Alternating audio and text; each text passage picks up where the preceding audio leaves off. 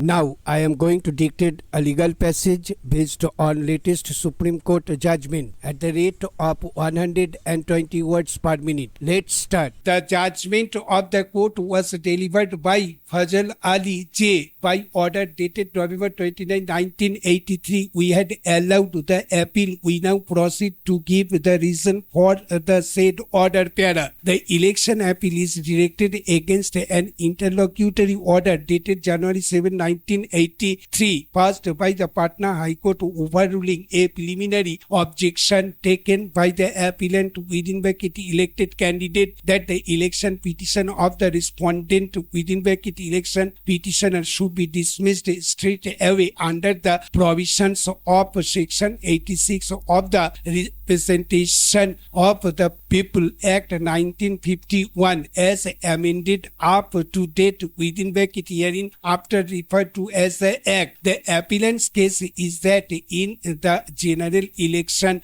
held in June 1980, he fought as a Congress I candidate from Harlaxi Assembly constituency in Bihar, in which he was declared defeating the respondent who filed the election petition in the High Court. He further submitted that the copy of the election petition served on him contained a large number of mistakes in respect of persons through whom corrupt practices were alleged to have been practiced by the appellant during the election. He contended that in view of the very large number of mistakes which were of a very vital character, the mandatory provisions of Section 81 within bracket 3 of the Act were not complied with at all, which infirmity by itself would be sufficient to dismiss the election petition in limine. Without going into the merits of the case, para, the stand taken by the respondent was that the mistakes were undoubtedly there, but they were of a minor and significant nature and did not affect his case on merit. Para. The learned judge of the High Court found as a fact that a large number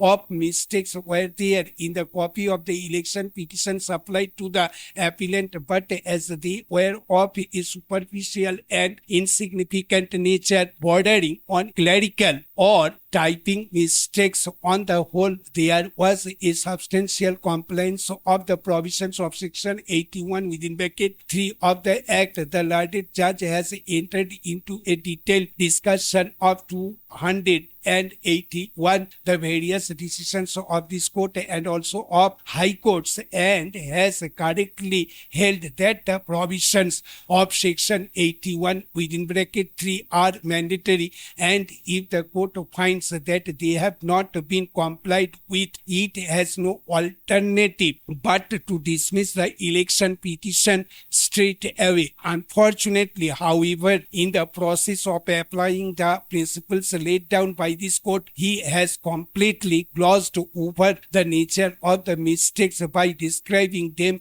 as merely clerical or typing ones on a perusal of the aforesaid mistakes within bracket listed at pp 64 to 65 of the paper book. They do not appear to be so. Section 81 within bracket 3 of the Act thus, para, presentation of petition within bracket 3, every election petition shall be accompanied by as many copies thereof as there are respondents mentioned in the petition, and every such copy shall be attested by the petitioner under his own signature to be a true copy of the petition. The consequence of non-compliance of this section has been mentioned in Section 86 within bracket 3, which may be extracted thus. Para, trial of election petitions within bracket 1, the High Court shall dismiss an election petition which does not comply with the provisions of Section 81 or Section 82 or Section 117. A perusal of the above reveals that the statute intended that before an election petition can be